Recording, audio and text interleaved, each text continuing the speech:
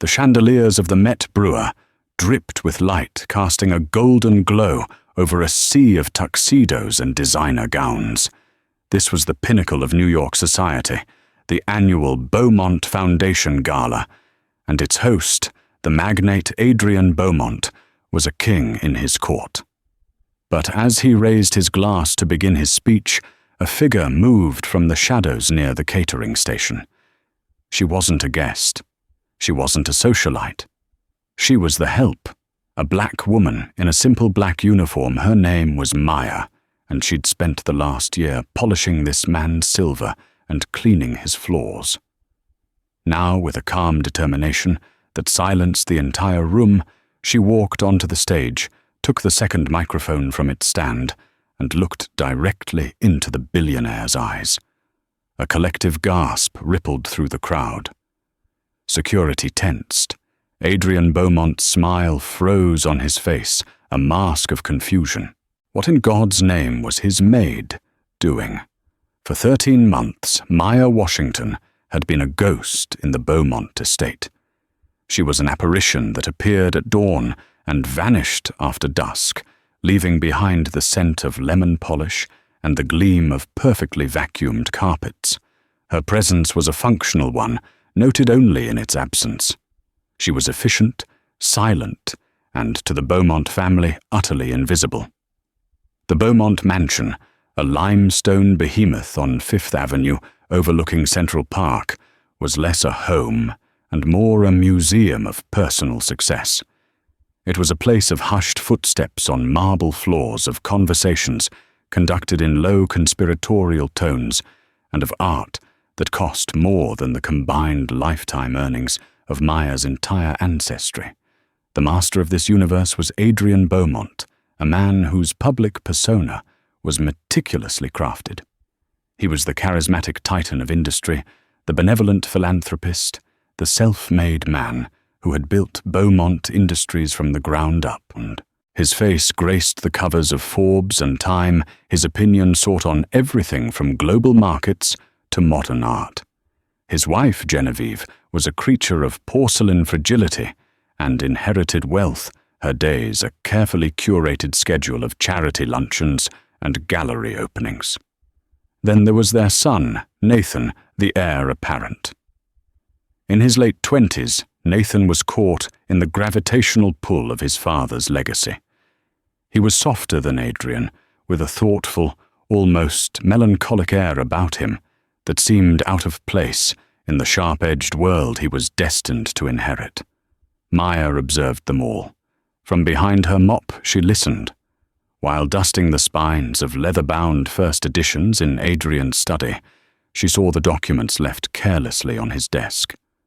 While serving canapés at their exclusive dinner parties, she absorbed the names, the deals, and the casual cruelty that underpinned their glittering world. She learned that Adrian's charm was a weapon deployed with surgical precision to disarm rivals and enchant investors. She saw Genevieve's carefully maintained composure crumble into anxious fragility when her husband's temper flared behind closed doors. Most of all, she watched Nathan. She saw the way he argued with his father about the company's environmental policies, the way his shoulders slumped in defeat after every encounter.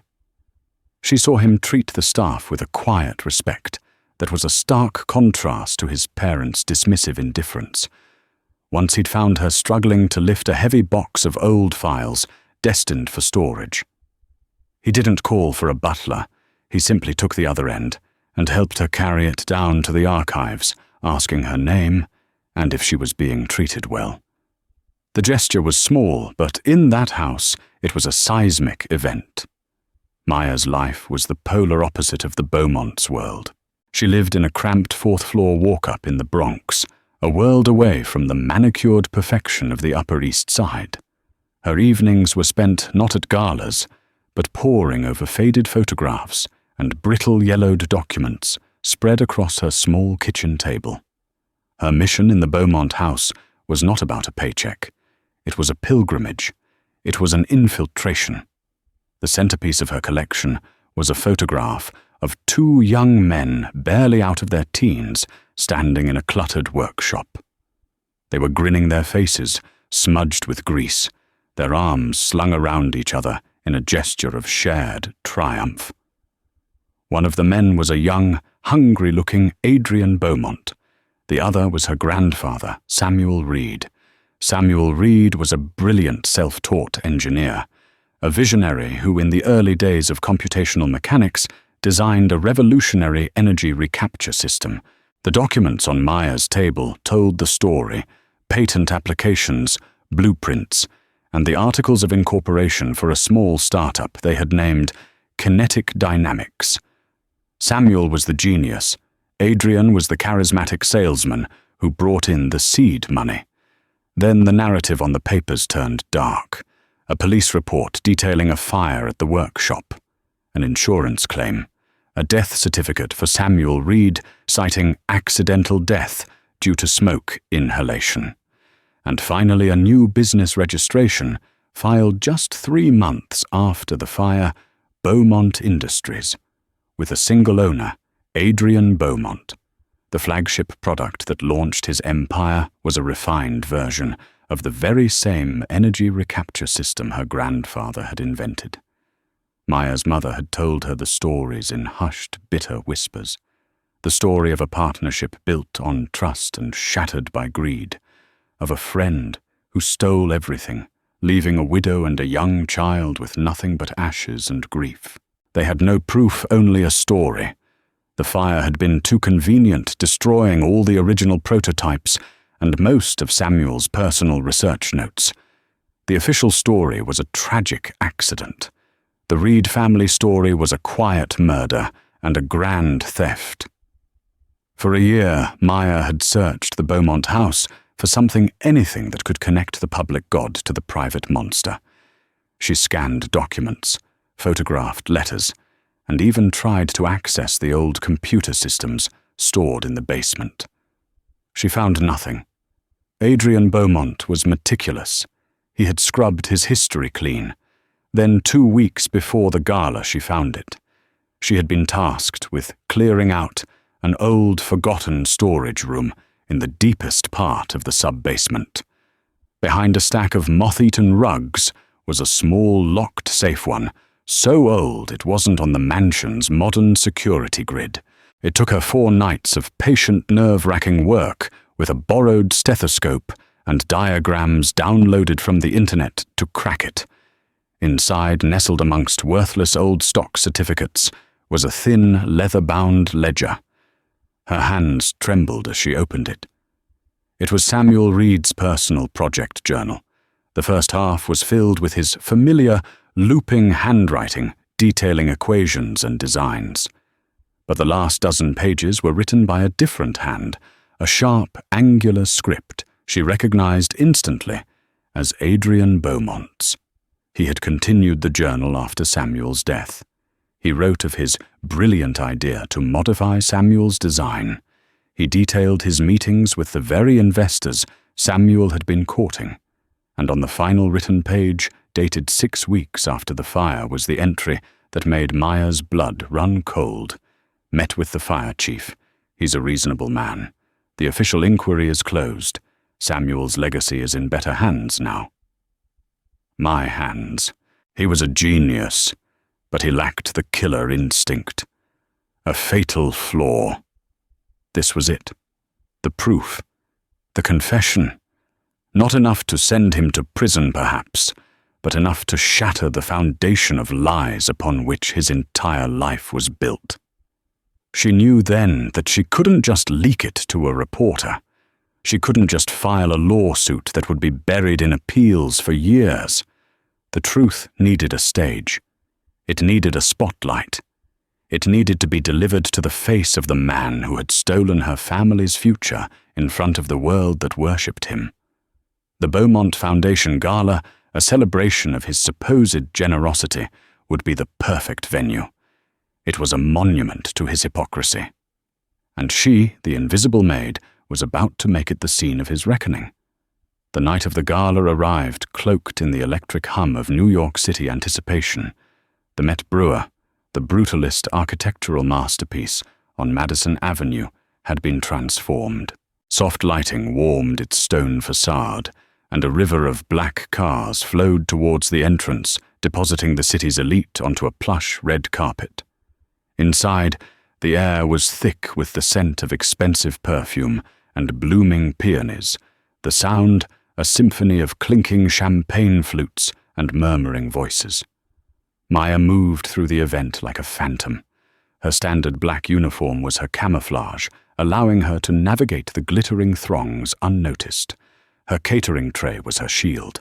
She served miniature crab cakes to a tech billionaire and refilled the wine glass of a famous actress, her face a mask of polite deference.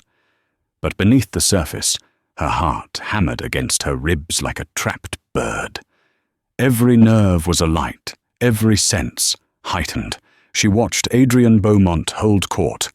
He was incandescent, radiating a power that drew people into his orbit. He clapped a senator on the back, shared a laugh with a hedge fund manager, and kissed the cheek of a dowager whose family had come over on the Mayflower. He was playing the part he was born to play, the benevolent king. Maya felt a cold, hard knot of fury tighten in her stomach. His entire kingdom was built on a grave. She saw Nathan trailing in his father's wake, looking uncomfortable in his perfectly tailored tuxedo. He offered polite smiles, but his eyes were distant. At one point, their gazes met across the crowded room. He gave her a small, almost imperceptible nod of acknowledgement. It was a simple gesture, the kind one gives to a familiar face, but it sent a pang of something complex through her. He was a product of the lie, but was he a part of it? The question was a luxury she couldn't afford to entertain tonight. Her plan was terrifyingly simple. Adrian was scheduled to give his keynote address at 9:30 p.m. He would speak from a lectern on a raised stage at the front of the main hall. To the right of the lectern was a small table with a pitcher of water and a second identical microphone intended for guest speakers or award recipients. That was her target. Her designated station for the evening was a beverage table just behind a large marble pillar to the left of the stage. It was the perfect vantage point. For an hour she performed her duties with robotic precision, her mind a whirlwind of rehearsal. She recited the opening lines she had practiced 1,000 times in the quiet of her apartment. She envisioned the look on his face, the gasp from the crowd. She thought of her grandfather's stolen future, of her mother's lifetime of quiet sorrow, and the fear began to recede, replaced by a glacial resolve. At 9:28 p.m., the Foundation's director, a prim woman named Mrs. Albright, stepped to the lectern. "And now," she announced, her voice echoing through the suddenly quiet hall, "it is my distinct honor and privilege to introduce the visionary behind it, the chairman of the Beaumont Foundation, Mr. Adrian Beaumont." A wave of thunderous applause swept the room as Adrian, beaming, ascended the 2 short steps to the stage. He waved to the crowd basking in their adoration. He approached the lectern, adjusted the microphone, and took a sip of water. This was the moment. Maya set her tray of empty glasses down on her station with a soft click. She smoothed the front of her uniform. Her hands were steady now. Her breathing was even. She took a single deep breath and stepped out from behind the pillar. Time seemed to slow down. The faces in the crowd turned towards her as she began to walk, a single dark figure moving against the tide of glittering wealth. A few people frowned in confusion. A security guard near the stage took a step forward, his brow furrowed, but he hesitated, unsure of what he was seeing. An employee walking towards the stage wasn't inherently a threat. Maya didn't run. She walked with a purpose that was more arresting than any sprint. Her eyes were locked on Adrian Beaumont. He saw her.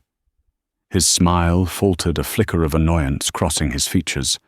He probably thought she was bringing him a message, an interruption he did not appreciate.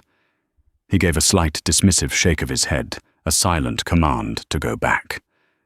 She ignored it. She reached the steps of the stage. The security guard started forward again, more urgently this time. "Ma'am, you can't be up here." Maya didn't look at him. She looked at Adrian. She could see the confusion in his eyes, hardening into anger. She mounted the steps, her flat-soled work shoes, making no sound on the carpeted stage. The murmuring in the crowd grew louder, turning from curiosity to alarm. "Ladies and gentlemen," Adrian began, trying to reclaim control, his voice booming artificially from the microphone. "If we could have—" He never finished the sentence. Maya reached the second microphone. She wrapped her hand around its cool metal body, lifted it from the stand and held it to her lips. Her own amplified breath hissed through the massive speakers, a sound that sliced through the room's chatter and brought an immediate shocked silence. Every eye was on her. The maid, the help, the invisible woman, now the most visible person in the room. She looked past the blinding stage lights, past the hundreds of stunned, wealthy faces, and met the furious, disbelieving gaze of the billionaire who thought he owned the world.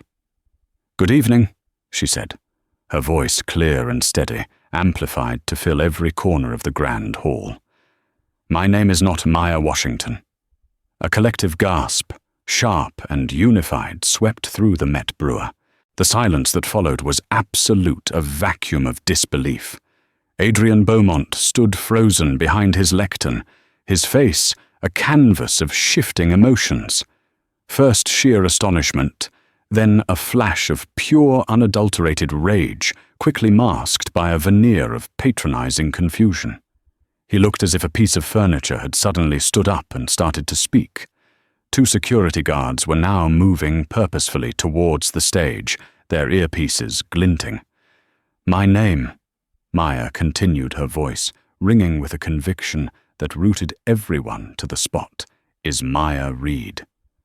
The name meant nothing to the audience, but to Adrian it was a ghost story made real.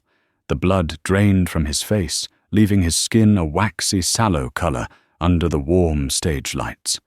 He knew that name, and he knew what it meant. "Remove her from the stage," he hissed into his microphone, his voice a low, dangerous command that nonetheless carried through the silent hall. The guards rushed the stage, but Maya was prepared. She had anticipated this. 30 years ago, she called out, speaking quickly, her voice rising in urgency. A company called Kinetic Dynamics was founded by two young men. One was Adrian Beaumont. She pointed the microphone at him, an accusatory gesture that made him flinch. The other was its lead engineer, the brilliant inventor who designed the energy recapture technology that became the cornerstone of Beaumont Industries. His name was Samuel Reed. He was my grandfather. A ripple of murmurs spread through the crowd. This was no longer just a bizarre interruption. This was a story. And this audience, for all their sophistication, loved a story.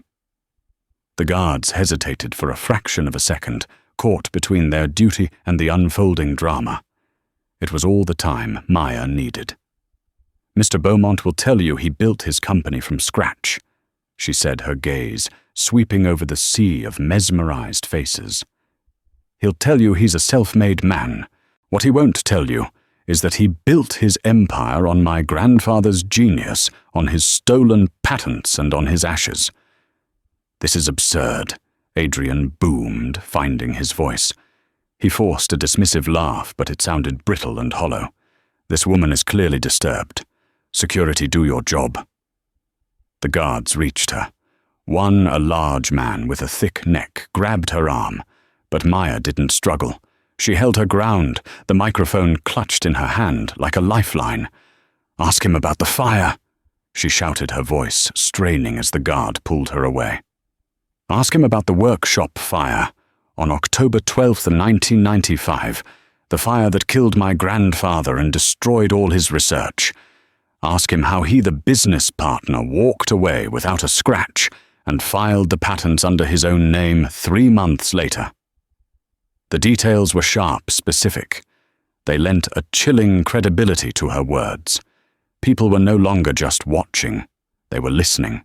Brenda Walsh, a veteran journalist for the New York Tribune, was already discreetly recording on her phone, her eyes alight with the scent of the biggest story of her career.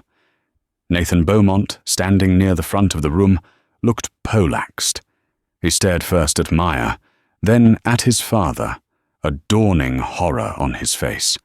He'd heard the company's origin story 100 times, a tale of his father's solitary genius and relentless hard work in a garage, a classic American bootstrap myth. There was never any mention of a partner, never any mention of a Samuel Reed. The guard was now dragging Maya off the stage. Her grip on the microphone was broken, and it fell to the floor with a deafening thud that echoed like a gunshot. But her voice, raw and unamplified, was still strong enough to carry. "He left my family with nothing.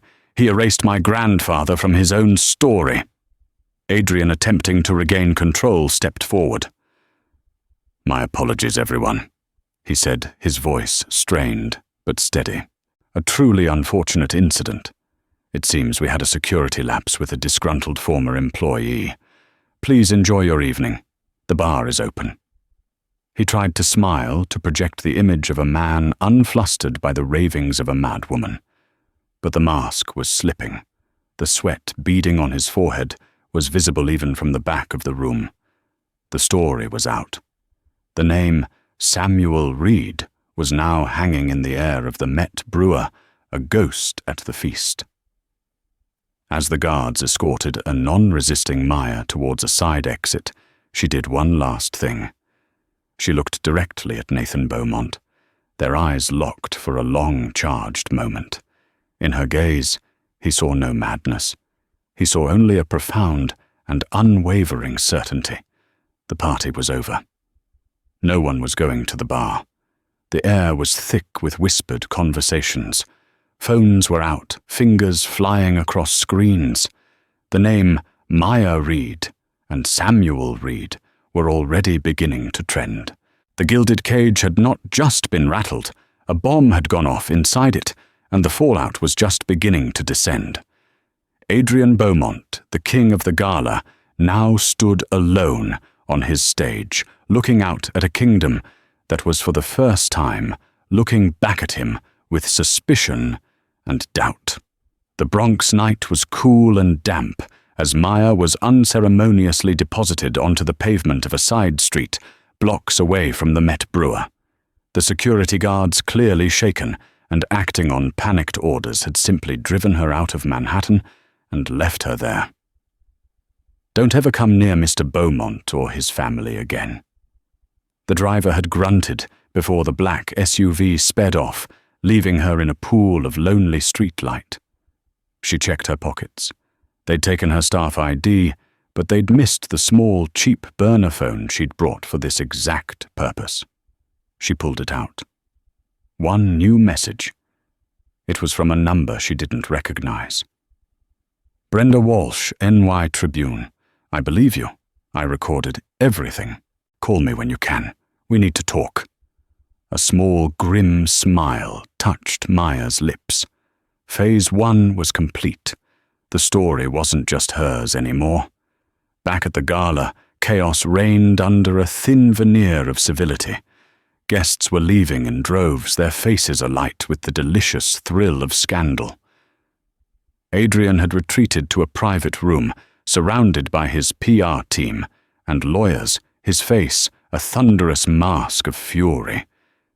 Nathan Beaumont, however, remained in the main hall, standing amidst the wreckage of his family's reputation. He felt numb, disconnected. Maya's words echoed in his head. Ask him about the fire. He had always known on some subconscious level that the official story of his father's rise was too clean, too perfect. There were gaps, years glossed over with vague platitudes about hard work and sacrifice. He found his mother Genevieve near the coat, check her face, pale and drawn. "Nathan, we're leaving. Your father is furious." "Mother?" he asked, his voice low. "Have you ever heard the name Samuel Reed?" Genevieve froze. For a second, a flicker of something, fear, memory, guilt, crossed her features before being suppressed. "Don't be ridiculous, Nathan," she snapped, her voice sharp with anxiety. "That woman was insane. Your father's business partners are all public record. There was no one." Her denial was too quick, too forceful. He knew she was lying, or at the very least, hiding something.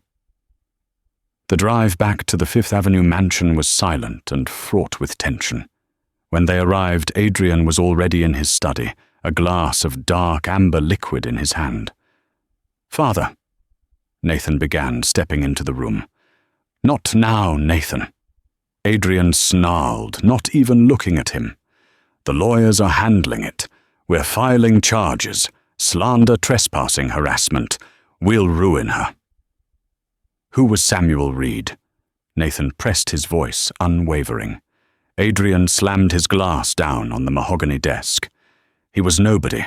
He was a mechanic, a tinkerer I knew for a few months, 30 years ago. He died in an accident. That girl, his granddaughter, is a delusional extortionist looking for a payday. End of story." "She said you were partners," Nathan insisted. "She said he invented the technology." "She's a liar!" Adrian roared, his face contorting with rage. "I built this company with my own 2 hands, my own mind. I will not have my legacy questioned because of some fantasy cooked up by a bitter resentful." He stopped, catching his breath. The venom in his father's voice shocked Nathan. This wasn't the calm, rational man he knew. This was something else. Something cornered. For the next 2 days, the Beaumonts were under siege. The story was everywhere. Brenda Walsh's initial article titled "The Ghost at the Gala" had gone viral. It was cautiously worded, presenting Maya's claims as allegations, but the damage was done.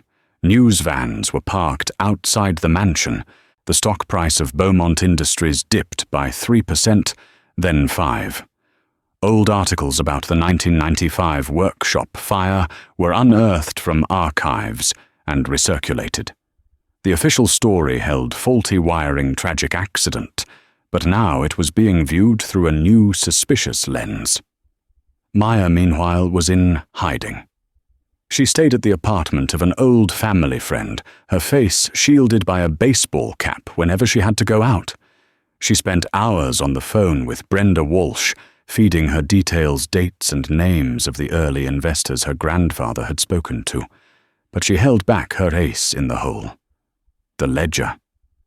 That was for the right moment. Brenda was relentless. "Maya, your story is powerful, but right now, it's just that, a story. Adrian Beaumont's lawyers are painting you as a mentally unstable former employee with a vendetta. We need proof. Something tangible." "You'll have it," Maya promised, "but not yet. We need to let him think he's winning." Nathan couldn't shake the image of Maya's face, the certainty in her eyes. He started his own quiet investigation. He used his access to the company's deep archives, searching for any record of kinetic dynamics or Samuel Reed. As his father had promised, the official records were spotless. It was as if the man never existed. But Nathan was his father's son. In one crucial way, he was persistent. He thought about where his father might keep things he didn't want in any official record, mementos from a past he wanted to bury. He remembered an old storage unit his father maintained in Queens under his mother's maiden name. Adrian had always said it was for old furniture from his first apartment. An excuse so mundane no one would ever question it. It took him a day to convince his mother to give him the key, telling her he was looking for a sentimental item from his childhood. That night, armed with a flashlight, he went to the storage facility. The unit was cold and smelled of dust and decay. It was mostly filled with junk, just as his father had said. Old chairs, broken lamp boxes of clothes. but in the very back, under a heavy canvas tarp, was a small fireproof safe. It was a model from the 90s. Nathan's heart pounded. He didn't know the combination, but he knew who would. His father's long-serving assistant, a man who had been with him from the start. A few carefully worded questions, later pretending he'd forgotten the code to an old family safe, and he had the numbers. Inside the safe were old tax records, some embarrassing photos, and a thin file folder. The label on the folder read simply, SR Contingency. His hands shaking, Nathan opened it. Inside was not a confession, but something far colder. It was a series of legal documents, a non-disclosure agreement with a hefty payout signed by the fire chief who had investigated the 1995 blaze, dated 2 months after the official inquiry closed. A private investigator's report on Samuel Reed's widow and daughter Maya's mother, tracking their movements and financial struggles for 5 years after Samuel's death. And finally, a copy of the original partnership agreement for kinetic dynamics, with a clause highlighted in yellow that stated in the event of one partner's death, their share of the intellectual property would be forfeited to the surviving partner unless a next of kin with relevant technical expertise could assume their duties within 90 days. It was a predatory, ruthless clause, one Samuel in his trusting optimism had likely never imagined would be used against him. This was the proof. This was the cold, calculated architecture of the crime. His father hadn't just gotten lucky. He had planned for every contingency. He had watched Maya's family suffer, ready to silence them if they ever got too close to the truth. The image of his father, the philanthropist, the city icon, shattered into 1,000,000 pieces. In his place stood a stranger, a monster cloaked in a bespoke suit. He walked out of the storage unit into the night air, the folder clutched in his hand. He knew what he had to do. He pulled out his phone, but he didn't call his father. He found Brenda Walsh's contact information from her article and typed a message. "I'm Nathan Beaumont. I have something you need to see. I think Maya Reed is telling the truth." The meeting was arranged with the secrecy of a spy thriller. A quiet coffee shop in Brooklyn, a corner booth, 3 people who a week ago had existed in completely different universes. Maya, her face obscured by a hoodie and sunglasses. Brenda Walsh, her reporter's notebook, ready, a pen clicking with nervous energy. And Nathan Beaumont, looking pale and sleep-deprived, a manila folder placed squarely in the middle of the table. The air was thick with tension. Maya looked at Nathan, her expression unreadable. This was the son of the man who had destroyed her family. He was the prince of the stolen kingdom. She didn't trust him. "Why are you here?" she asked, her voice flat. "Because you were right," Nathan said, simply pushing the folder towards Brenda. "Everything you said. It's all in here." Brenda opened the folder. As she read, her professional composure gave way to quiet gasps. She scanned the fire chief's NDA, the private investigator's surveillance reports on Maya's mother, the predatory partnership agreement. It was a road map of a perfect crime. "My God," Brenda whispered, looking up at Nathan. "He tracked your mother. He knew you were out there struggling and he did nothing." Maya felt a fresh wave of cold fury wash over her. It wasn't just about the theft of an invention anymore. It was about a deliberate, sustained cruelty that spanned decades. Adrian Beaumont hadn't just erased her grandfather. He had watched his family suffer from a distance, holding the power to crush them if they ever posed a threat. "This is dynamite," Brenda said, her journalistic instincts flaring. "But it's still circumstantial. The NDA proves a payoff, but not what for. The surveillance proves he was paranoid, but not why. The partnership agreement is ruthless, but not technically illegal. His lawyers will argue this is just a prudent businessman protecting his assets from a potential future claim." It's more than I had yesterday, Maya said, her eyes still fixed on Nathan. But it's not the final nail. I have that. She finally looked away from Nathan and turned to Brenda. Adrian Beaumont kept a journal. After he stole the company, he continued making entries in my grandfather's own project ledger. A personal log of his triumph. I found it. Brenda's eyes widened. A journal, a confession. As close as you can get, Maya confirmed. He writes about meeting with the fire chief. He calls my grandfather's death a fatal flaw in his character. He details his plans to use the patents. It's his own handwriting, his own words written in my grandfather's book. It's poetic, don't you think? This was the missing piece, the motive, the mindset, the bridge between the circumstantial evidence in Nathan's folder and the undeniable truth. "Where is it?" Brenda asked, her voice barely a whisper. "Safe," Maya said. "And it will stay that way until the time is right. Your article with this," she gestured to the folder, "will be the next wave. It will force him to double down on his denials. It will make him call me a liar, a forger, a fantasist. And then, when he is at his most arrogant, we present the ledger." The strategy was brilliant in its psychological cruelty. It was a trap, and Adrian Beaumont's own hubris would be the bait. Nathan listened, a knot of shame and admiration tightening in his chest. This woman who his father had dismissed as a disgruntled employee possessed more strategic intelligence and courage than anyone he'd ever met. "I'll help you," he said. "I can testify that I found these documents in his private storage. I can confirm his pattern of behavior, his temper, the way he talks about business as warfare." Maya studied him for a long moment. "Why?" she asked again. But this time the question was softer. "It's your father. It's your inheritance." Nathan looked down at the table. "My inheritance.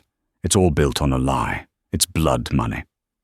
What you're doing, it's not about destroying the company. It's about correcting the record. It's about justice for your grandfather. My name is Beaumont, and that name is now associated with a lie. I want to be part of making it right." For the first time since this ordeal began, Maya saw the son, not the father. She saw the man who had helped her lift a heavy box, the man who had looked at her with kindness. She gave a slow, deliberate nod. "Okay, Nathan Beaumont. Let's make it right." Brenda Walsh's second article hit the front page of the New York Tribune 2 days later, under a banner headline, "The Beaumont Paper's Son Reveals Secret Files Alleges Decades-Long Cover-Up in Inventor's Death." The story was an atomic bomb. It wasn't just the maid's word anymore. It was the son, the heir, armed with documents. The inclusion of the surveillance reports on Maya's struggling mother was a PR nightmare painting Adrian not just as a thief, but as a heartless ghoul. The fallout was immediate and catastrophic. Beaumont Industries' stock plummeted by 30%. The board of directors called an emergency meeting. Philanthropic organizations that bore the Beaumont name began to publicly distance themselves. The Senator Adrian had been laughing with at the Gala issued a statement, calling the allegations deeply disturbing. Adrian Beaumont was cornered. He went on the offensive, scheduling a prime-time interview with a major news network. It was a high-stakes gamble to reclaim the narrative. From her safe house, Maya, Nathan, and Brenda watched the interview on a small television. Adrian looked haggard but defiant. He dismissed Nathan's actions as a painful family matter, the rebellion of a naive and easily manipulated son. He claimed the documents were taken out of context, standard business practices from a different era. And as for this so-called journal, the accuser claims to have, Adrian said, looking directly into the camera and forcing a confident smirk. It does not exist. It is a fabrication, a pathetic fantasy from a desperate woman. I challenge her to produce it. Let the world see this work of fiction she has created." Maya turned to Brenda and Nathan, a grimly triumphant smile on her face. "He took the bait," she said. "It's time." The trap was sprung. The final act was about to begin.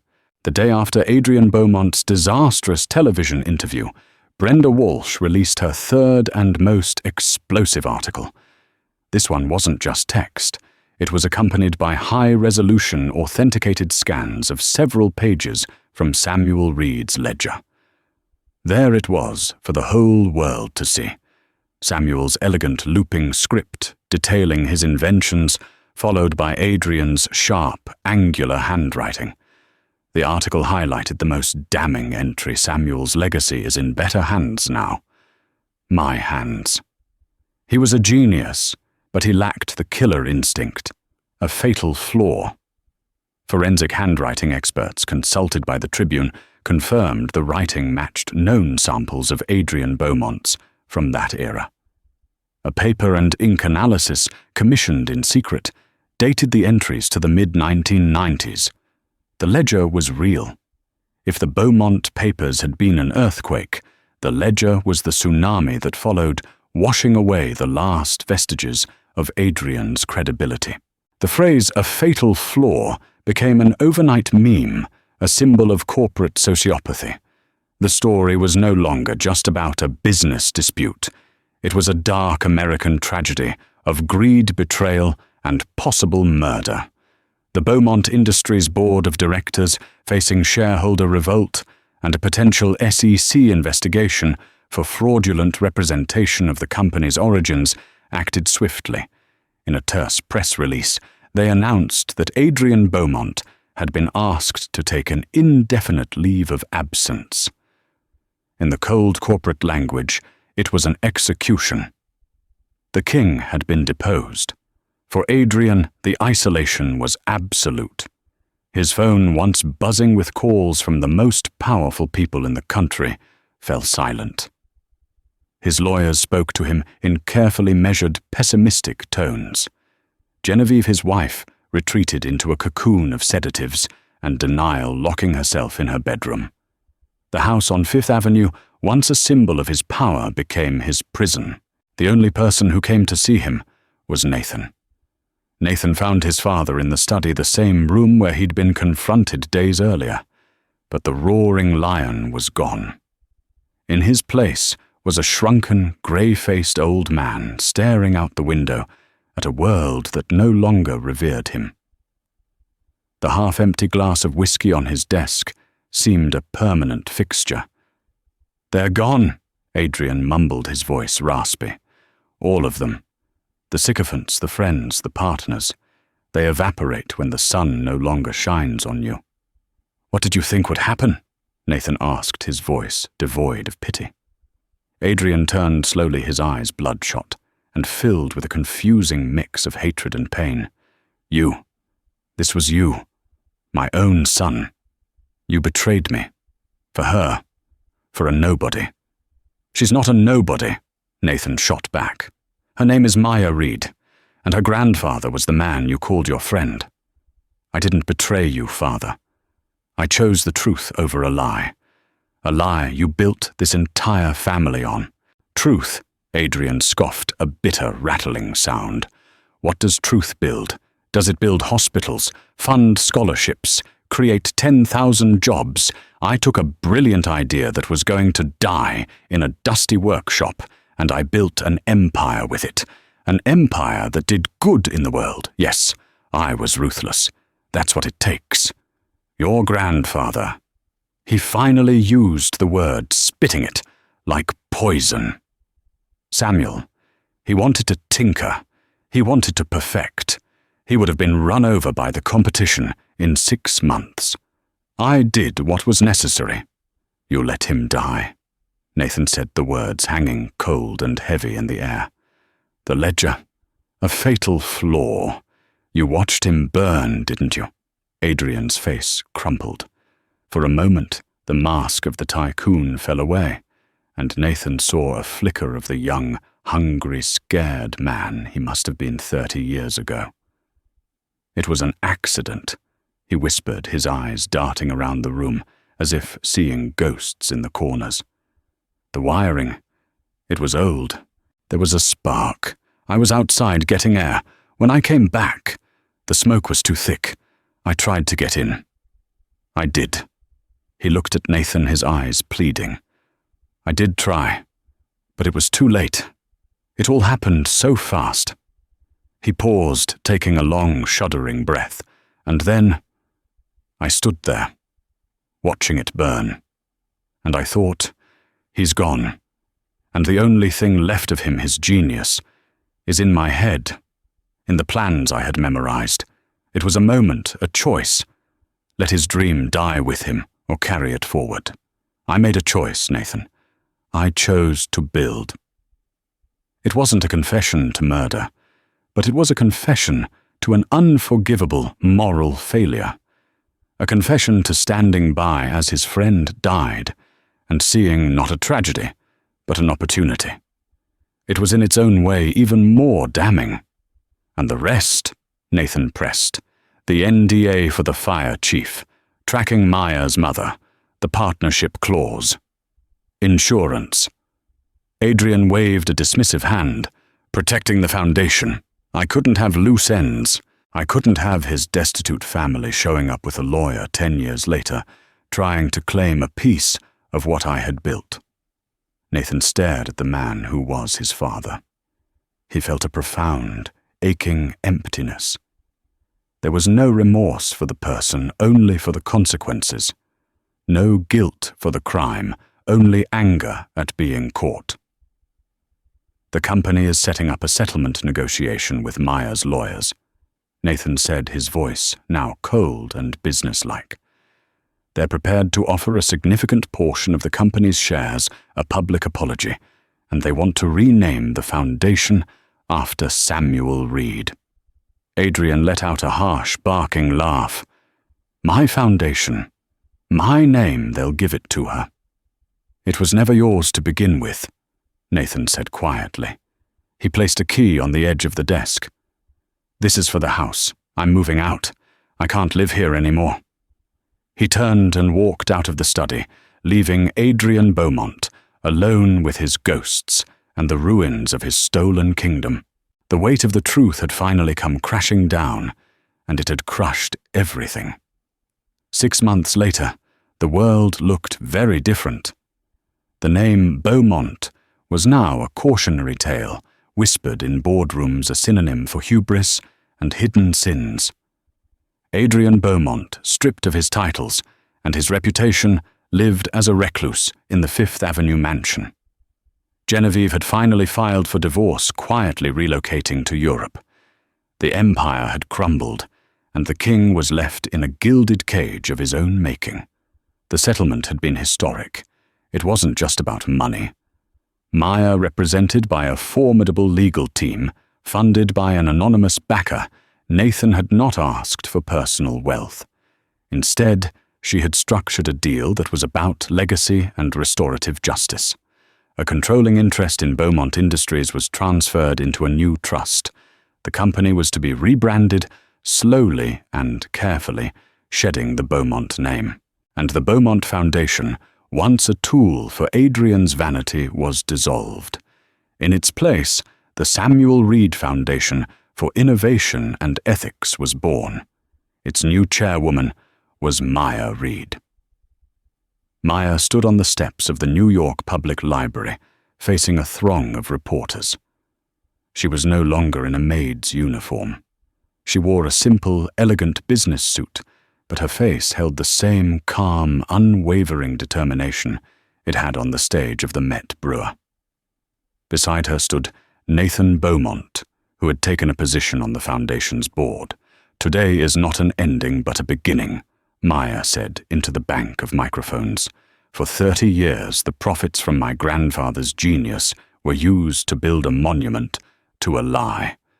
Starting today, that legacy will be used to empower a new generation of innovators, creators, and thinkers, especially those from communities that have been historically overlooked and undervalued. She announced the Foundation's first initiatives, full scholarships for STEM students from underprivileged backgrounds, seed funding for minority-owned tech startups, and the establishment of a business ethics program in partnership with Columbia University.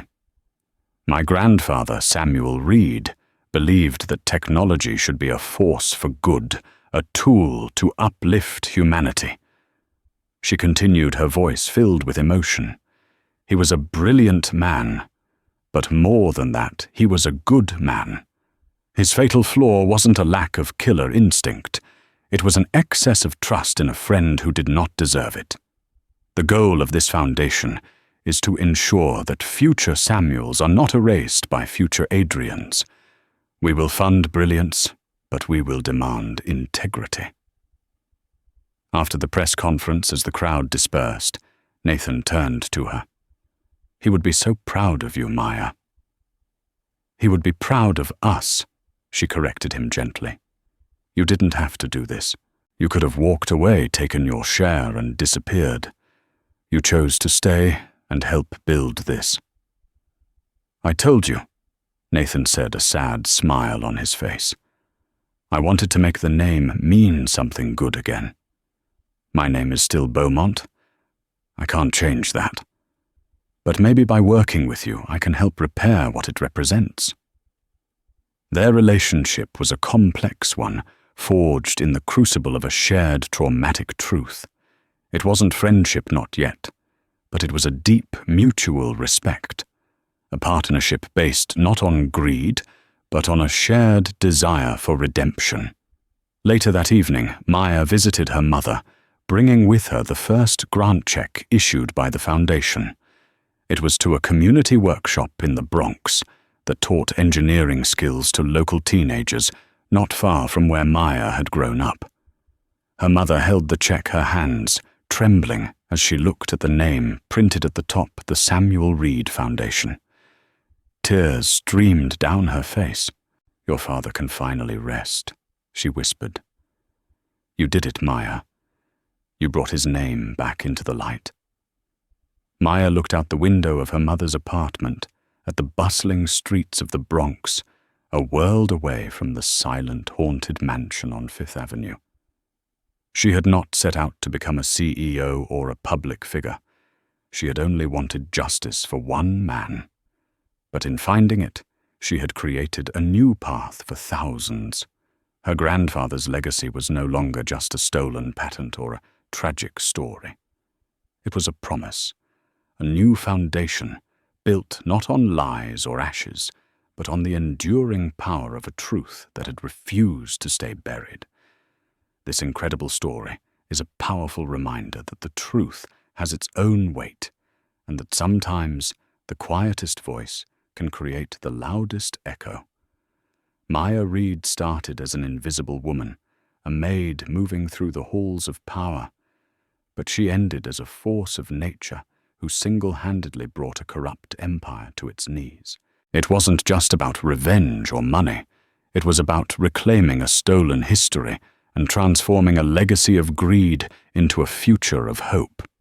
It shows that courage isn't about the absence of fear, but about taking action despite it. One person armed with the truth and the will to speak it can change the world. If this story of justice, resilience, and the fight for truth moved you, please take a moment to support our channel. Hit that like button to let us know you want more stories like this. Share this video with someone who needs a reminder that no lie can live forever. And most importantly, subscribe and click the notification bell so you never miss a story that matters. What are your thoughts on Maya's incredible journey? Let us know in the comments below.